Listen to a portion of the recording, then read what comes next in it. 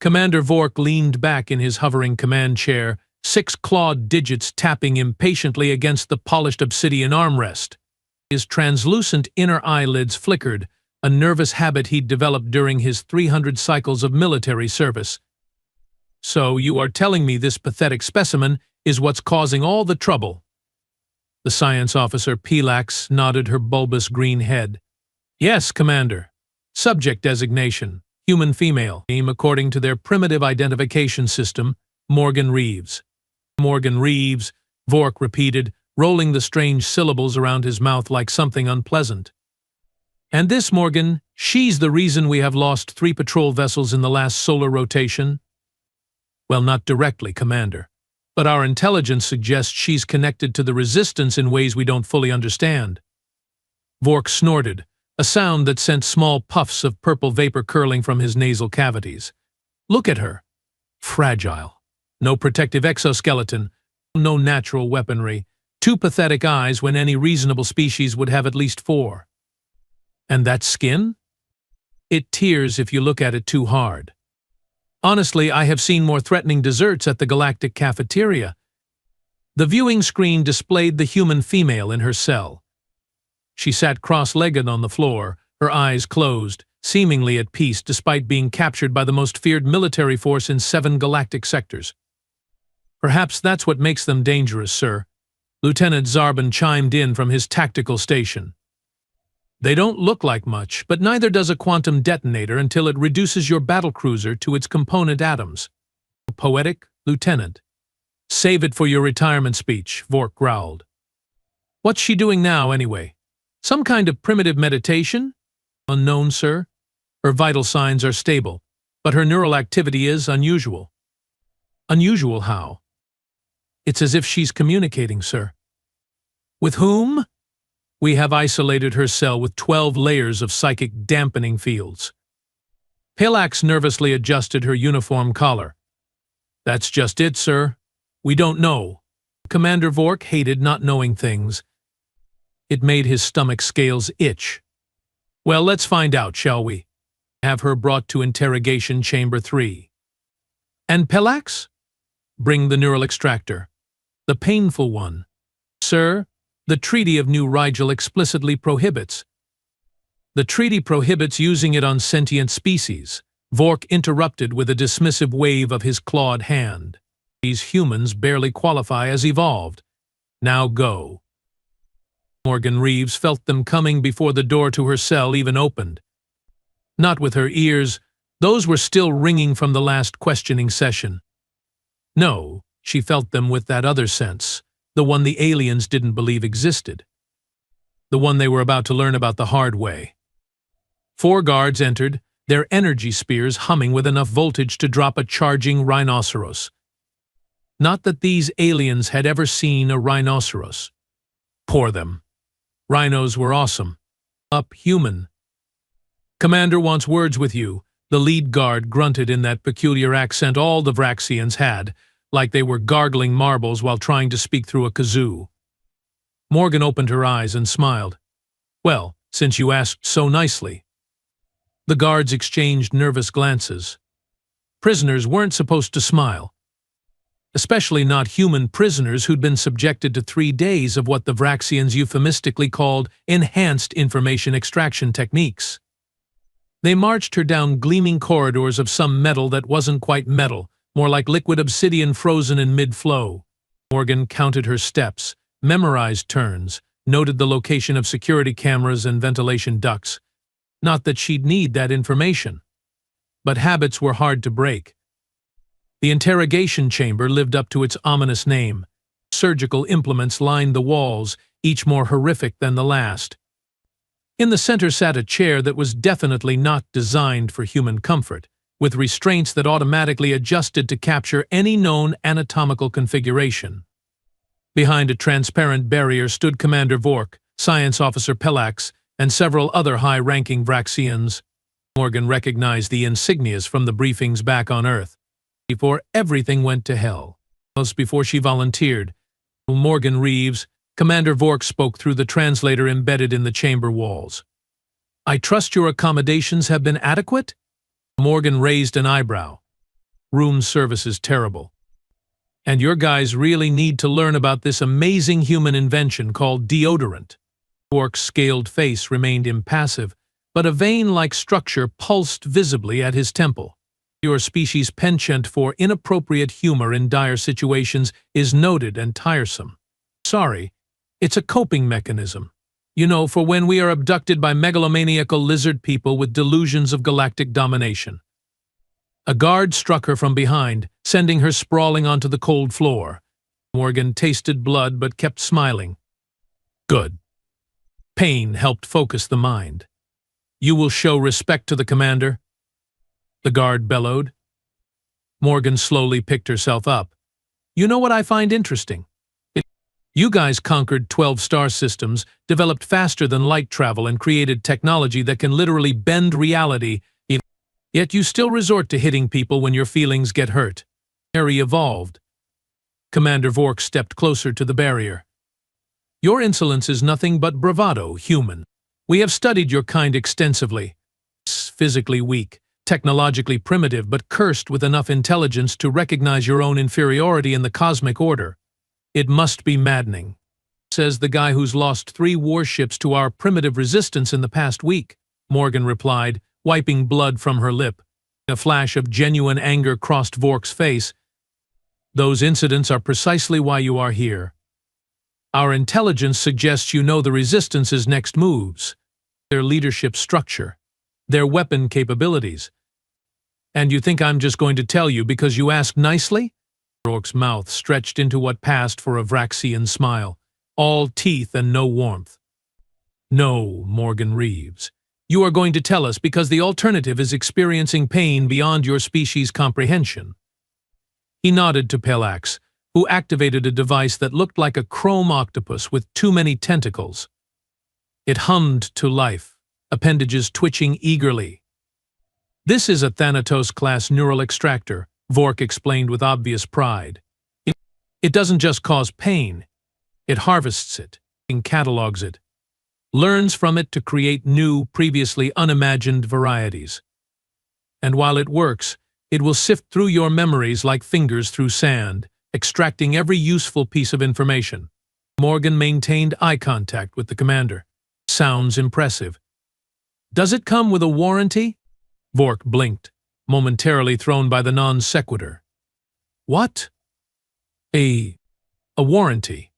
You know, in case it breaks? Because it's definitely going to break. The science officer Pelax stepped forward, curiosity overriding caution. How could you possibly know that? Morgan shrugged. Just a hunch, enough. Vork barked. Secure her to the chair and begin the extraction process. The guards moved forward, grabbing Morgan roughly. As they strapped her into the chair, she offered no resistance. The restraints clicked into place around her wrists, ankles, waist, and neck.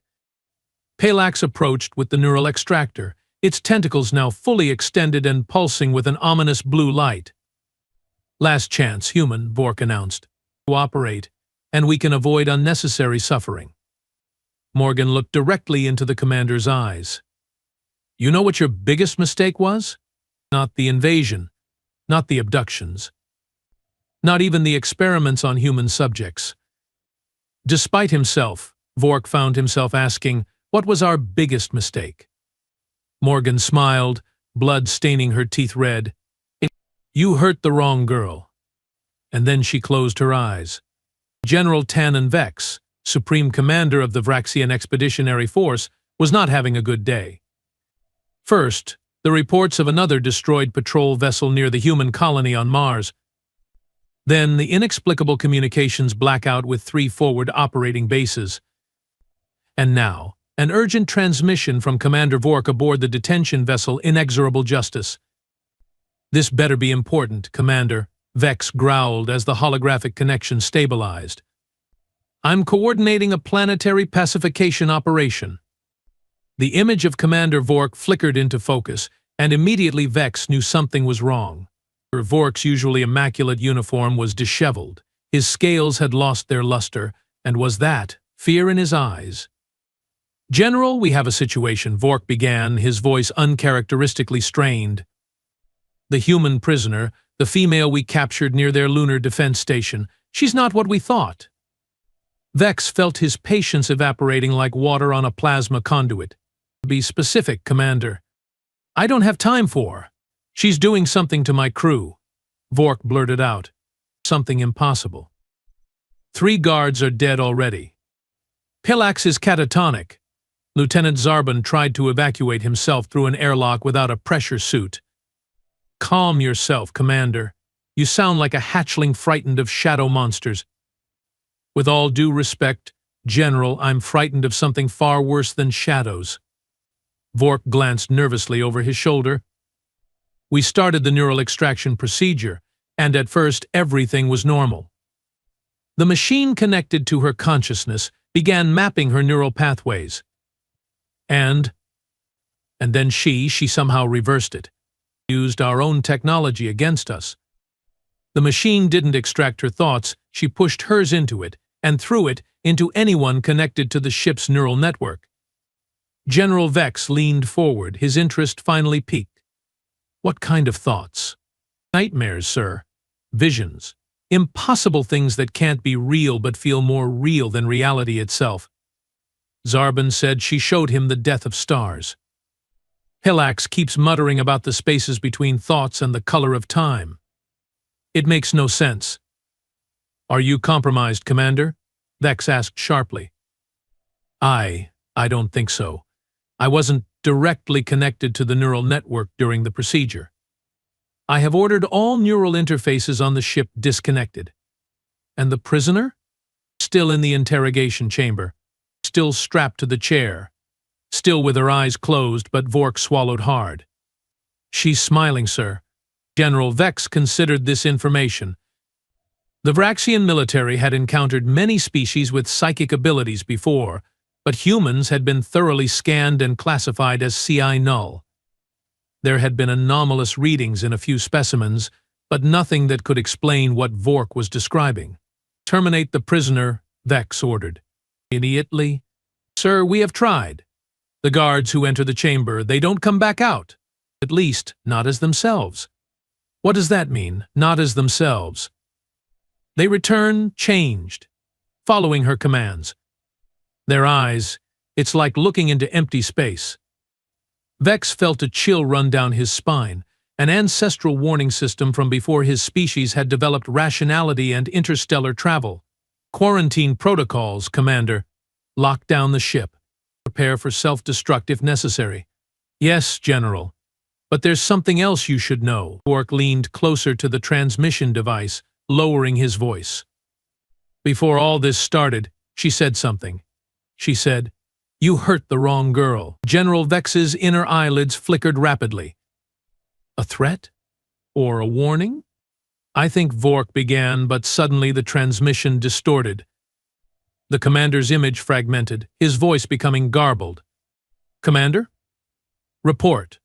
Vex barked. The image stabilized briefly, but it wasn't Vork anymore. It was the human female, Morgan Reeves. She appeared to be sitting in the commander's chair on the bridge of the detention vessel. Hello, General, she said pleasantly, as if they were meeting at a diplomatic function rather than across a hijacked military communication. I thought it was time we spoke directly. What have you done with Commander Vork? Vex demanded. Morgan tilted her head slightly. He's fine. Well, physically fine.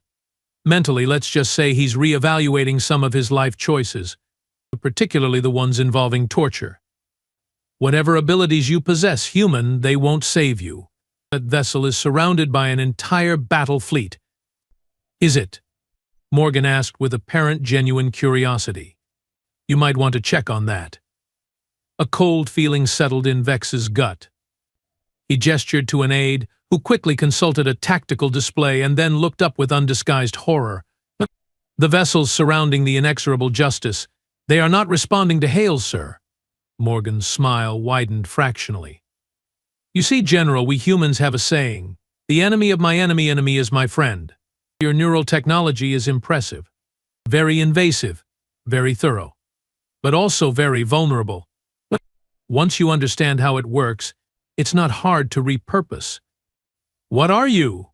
Vex whispered. Just a girl you shouldn't have hurt, Morgan replied, her voice hardening for the first time. But more importantly, I'm what you might call Earth's insurance policy. You Vraxians thought you were so clever, studying us from afar, learning our weaknesses, planning your invasion down to the smallest detail.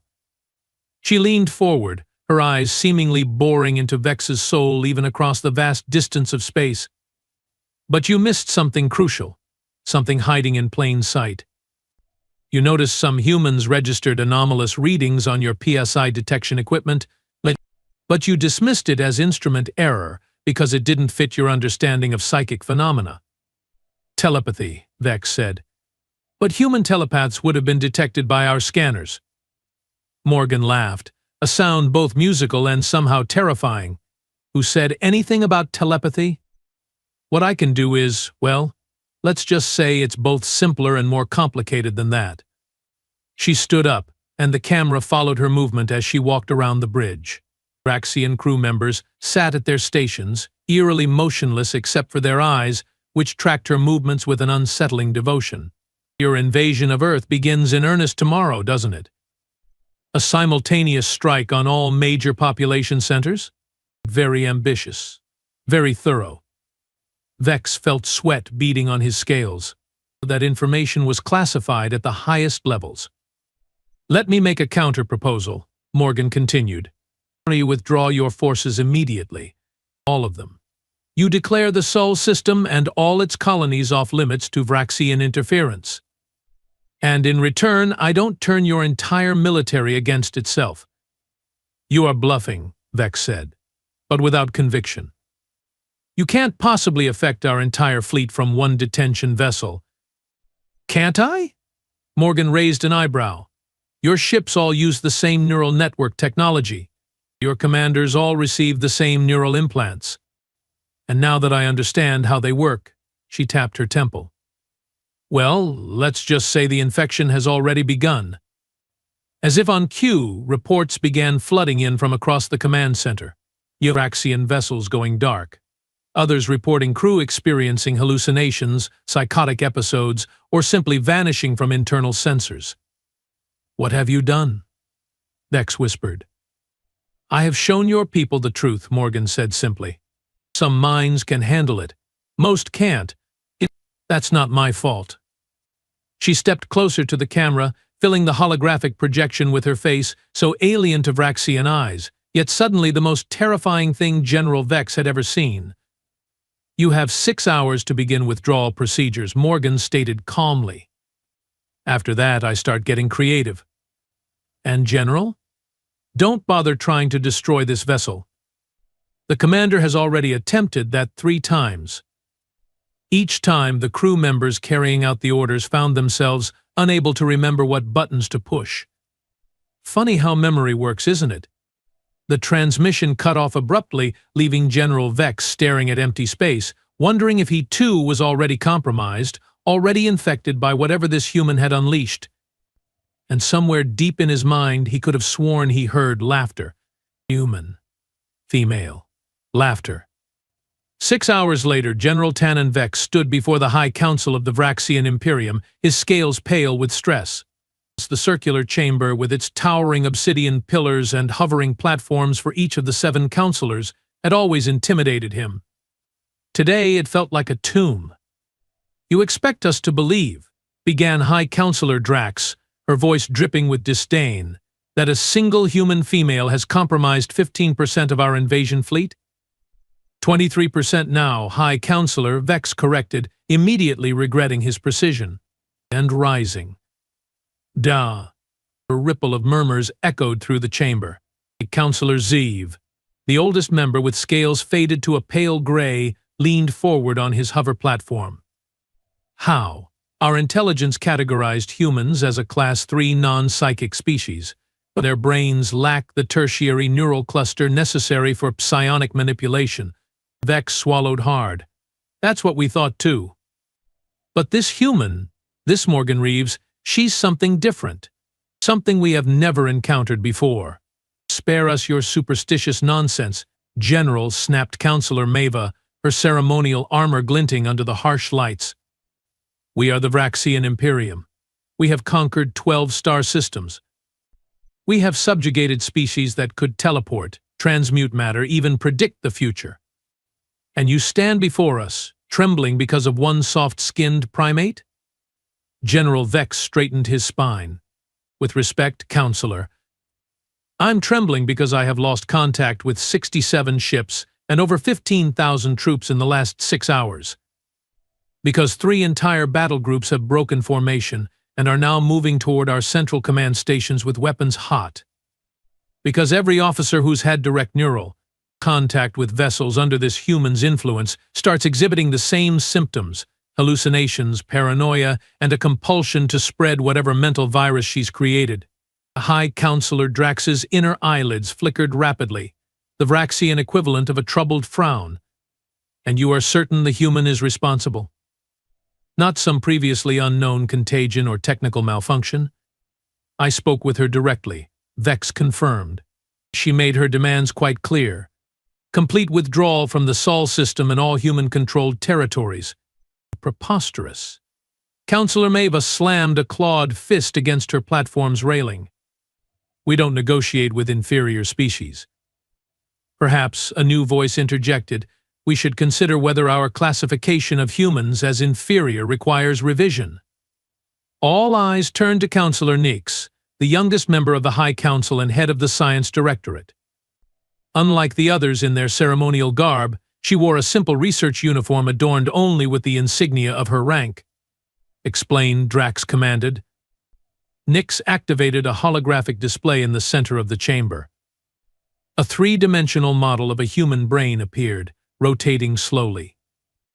Our understanding of psionic ability has been based on physical structures we can identify and measure, she began. The tertiary neural cluster, the pineal amplification gland, the psionic receptor nodes. Humans possess none of these. Exactly, Maeva interrupted. They are PSI null. Whatever is happening cannot be the result of psychic ability. Unless, Nix countered, our entire framework for understanding psychic phenomena is incomplete. She manipulated the hologram, zooming in on specific regions of the human brain. We have detected anomalous energy patterns in certain human subjects, but dismissed them because they didn't match known psionic signatures. What if those weren't errors, but evidence of something we have never encountered before? General Vex felt a chill run down his spine. Something that can bypass our neural safeguards. Precisely, Nix nodded. Our neural networks are designed to defend against known forms of psychic intrusion, but this human may be using channels we had never even considered possible. Counselor Drax's expression darkened. Or, if what you are suggesting is true, Counselor Nix, then our entire invasion strategy is compromised. Worse, Vex added grimly. Every ship, every soldier with a neural implant could potentially become a weapon turned against us. Silence fell over the council chamber, heavy and oppressive. I have received a report, Vex continued reluctantly, that the detention vessel Inexorable Justice has changed course. It's heading directly for this station. Counselor Zeev's ancient eyes widened. You allowed it to approach our central command? We tried to stop it, Vex replied, the memory still fresh and horrifying.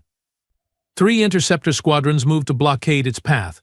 All 3 squadrons now escort the Inexorable Justice like an honor guard. Maeva rose from her platform, her scales flushed with anger.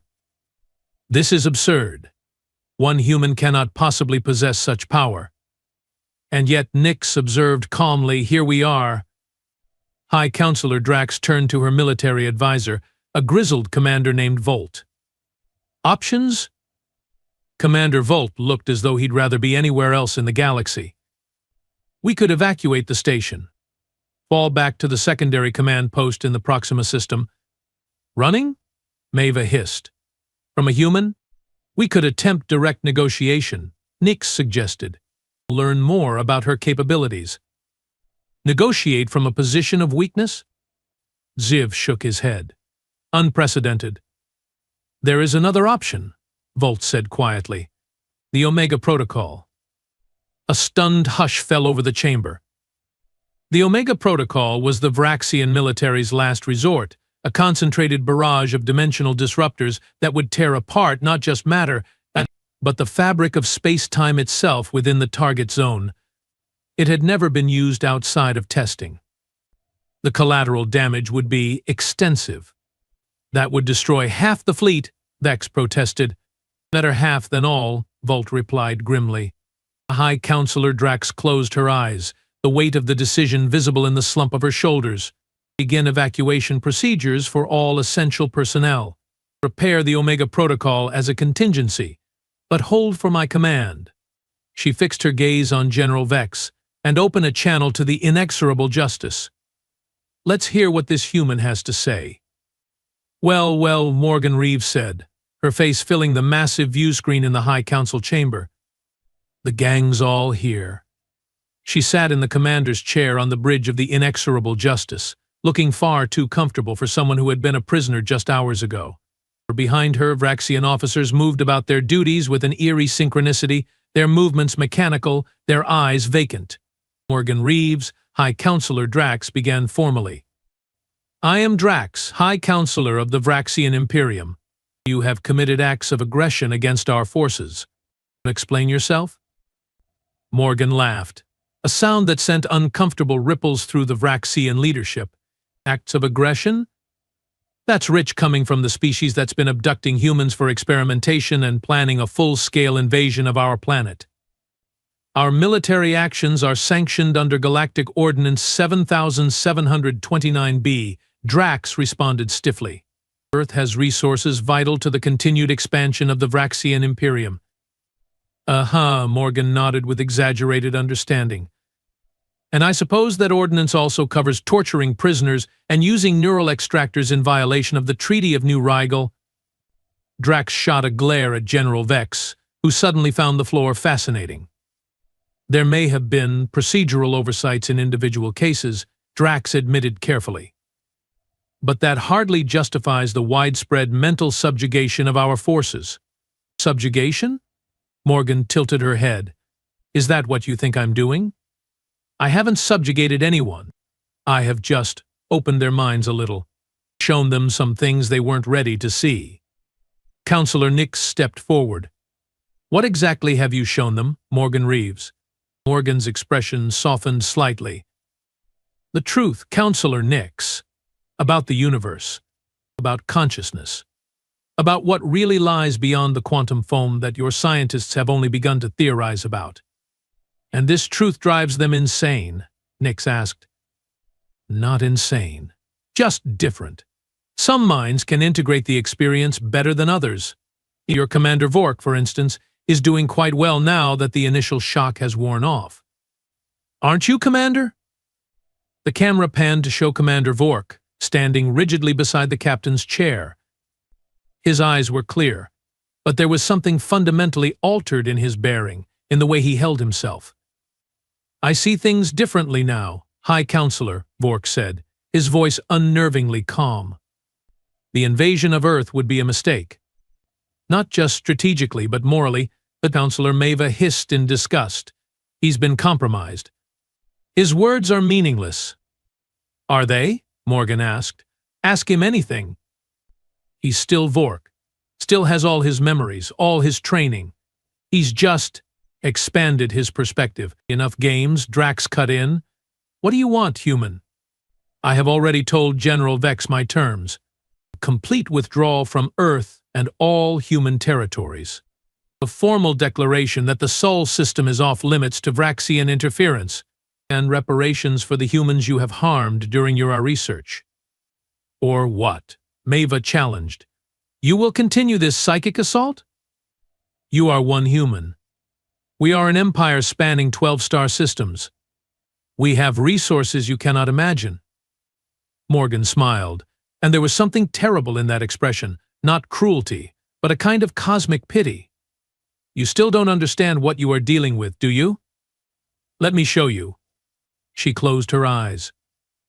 Every Vraxian in the council chamber felt it simultaneously, a pressure behind their eyes, a buzzing at the base of their skull where their neural implants connected to their central nervous system. A feeling like standing at the edge of an infinite abyss and suddenly losing all sense of up or down. And then visions. Impossible things that couldn't be real but felt more substantial than reality itself. The space between thoughts, made tangible. The color of time spread across a canvas of possibilities. The sound of gravity, singing as it bent around massive objects. It lasted only seconds before Morgan released them, but when she did, every Vraxian in the chamber was breathing heavily, their scales pale with shock. That, Morgan said softly, was approximately 1% of what I showed your troops. A taste. A sample. Counselor Nix was the first to recover, her scientific curiosity apparently stronger than her fear. How? How is this possible? Your scientists weren't entirely wrong, Morgan explained. Humans don't have the physical structures for traditional psychic abilities. What we have is different, subtler. For most humans, it lies dormant their entire lives. But for a few of us, under the right circumstances, like, say, being subjected to extreme trauma while connected to an alien neural extractor, it wakes up. She leaned forward, her expression intense. Your invasion preparations triggered a response you couldn't have anticipated. Earth activated its sleeper program. People like me, with latent abilities, were identified and trained. We knew we couldn't match your military might. But we didn't have to. We just needed to find the right access point. You were captured deliberately, General Vex realized, horror dawning on his face. You wanted us to use the neural extractor on you. Bingo, Morgan pointed at him with a grin. Give the general a prize. Once I understood how your neural network functioned, spreading through it was simple. Your technology did most of the work for me. And now? High Counselor Drax asked quietly. Now you decide, Morgan replied. Withdrawal and peace, or escalation and, well, something far worse than war. You realize we could simply destroy the inexorable justice, Commander Volt stated. With the Omega Protocol. It would be a spectacularly bad idea, Morgan interrupted. First, because I'm no longer just on this ship. The crew members who were exposed to me early on were transferred to other vessels before you understood what was happening. I'm already spread throughout your fleet like a whisper passing from mind to mind. She smiled again, that terrible, pitying smile. And second, because the things I have shown your people. They are real, Counselor. Destroying me wouldn't undo the knowledge. It would just remove the one person who can help your affected troops integrate it without losing their sanity. High Counselor Drax looked at each member of her council in turn, reading their expressions. Even Maeva, the most hawkish among them, seemed shaken. We will consider your terms, Drax said finally. But we require proof that our troops will be restored if we comply. Morgan nodded. Fair enough. I will return one ship's crew to normal as a gesture of good faith. The cruiser Implacable, currently orbiting your fifth moon. Their neural patterns will be restored within the hour. They will retain memories of what happened, but the effects will be gone. And if we refuse your terms? Nex asked. Morgan's expression turned sad. Then I will have no choice but to continue. And what I have done so far has been gentle, Counselor. I have been careful. I have been kind. Her voice dropped to a near whisper that somehow filled the entire chamber. I don't want to see what happens if I stop being kind. 3 days later, the Vraxian Imperium signed the Treaty of Sol, formally recognizing human sovereignty over the solar system and all its colonies. The withdrawal of Vraxian forces began immediately. On the observation deck of the Earth Defense Force flagship Defiance, Admiral Catherine Reeves watched the Vraxian vessels depart, their engines glowing like retreating stars. They actually did it, Lieutenant Gomez marveled, standing beside her. They are really leaving. For now, Admiral Reeves replied cautiously. But they will be back eventually, once they have had time to develop countermeasures, redesign their neural tech. By then, we will have more like Morgan, Gomez said. The program is already identifying candidates. Admiral Reeves nodded absently, her thoughts far away, on the medical frigate where her daughter was recovering. Morgan had warned them there would be side effects. The human mind wasn't designed to do what she had done, to stretch across the gulf between consciousnesses. The damage had been significant. But Morgan had insisted it was worth it. Better one mind damaged than an entire planet enslaved, she'd said before the mission. Her daughter, her brilliant, brave, damaged daughter. Ma? Gomez's voice pulled her back to the present. The Vraxian ambassador is requesting permission to come aboard before their final departure. He says it's important. Admiral Reeves sighed. One last bit of diplomatic theater before this chapter closed. Permission granted. Have him escorted to my ready room. 10 minutes later, she faced the Vraxian ambassador across her desk. He was smaller than most of his kind, his scales a muted blue rather than the typical green. His name was Trell, apparently a renowned diplomat in Vraxian circles. Admiral Reeves, he began formally. I bring a message from the High Council. I'm listening, she replied neutrally. The Council wishes you to know that they harbor no ill will toward humanity for the events of recent days. They recognize that in your position, they would have taken similar measures to defend their homeworld. How generous of them, Reeves remarked dryly. Trell continued as if he hadn't heard the sarcasm. They also wish to extend an invitation. Not now, but perhaps in the future when tensions have eased. An invitation for humanity to consider joining the Galactic Concord as full members rather than as subjects. That was unexpected. Why? Trell's inner eyelids flickered, embarrassment, if Reeves remembered her xenobiology correctly. Because, Admiral, in 12,000 years of expansion, the Vraxian Imperium has never before signed a treaty of withdrawal. You have earned their respect, if not their affection. He placed a small data crystal on her desk. This contains the personal codes of each High Council member. A direct line, if you will, for emergencies. Or for the next time we catch you in our space, Reeves suggested. Trell actually smiled, a disconcerting sight given Vraxian dentition. There will not be a next time, Admiral. At least, not in your lifetime or mine. Because of the treaty. No, Trell said, rising to leave. Because of what your daughter showed us. There are things in this universe far more terrifying than war or conquest. Things we glimpsed through her. The High Council has reassessed certain priorities. As he reached the door, he turned back. One last thing, Admiral? A personal question, if I may? Reeves nodded cautiously. Your daughter. The one they hurt. Was she always the weapon, or did we make her into one? Admiral Reeves considered the question for a long moment. Both, she finally answered. And neither. We are all both, Ambassador Trell. Weapons and wounds, victims and victimizers. The difference is in who decides which we become. Trell nodded slowly. A wisdom worth considering, Admiral. For all our sakes. After he left, Catherine Reeves turned back to the viewport, watching the last Vraxian ships vanish into the darkness of space. Somewhere out there, beyond the stars, beyond the boundaries of normal perception, her daughter had glimpsed something that had terrified an empire. And that, perhaps, was the most frightening thing of all. Because Morgan had refused to tell anyone what she had seen.